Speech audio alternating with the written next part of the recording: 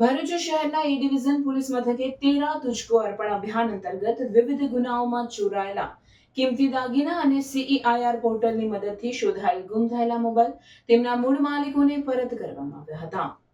આ અભિયાન ભરૂચ જિલ્લા ઇન્ચાર્જ SP અજયકુમાર મીણાના માર્ગદર્શન હેઠળ ચાલી રહ્યું છે, જેમાં એ ડિવિઝન પોલીસ સ્ટેશનના ઇન્ચાર્જ પોલીસ ઇન્સ્પેક્ટર MM રાઠોડના નેતૃત્વમાં વિવિધ ગુનાઓમાં મળી આવેલા મુદ્દામાલ તેના માલિકો સુધી પહોંચાડવામાં આવ્યો હતો.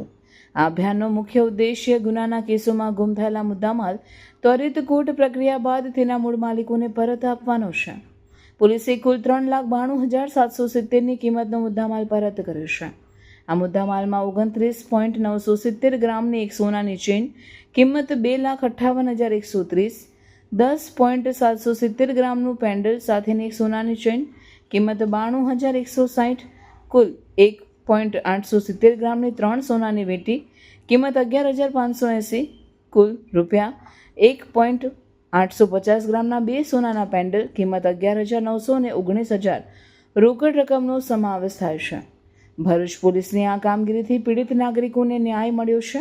આ પ્રકારના અભિયાનોથી સમાજમાં પોલીસ પ્રત્યેનો વિશ્વાસ વધુ મજબૂત બને છે.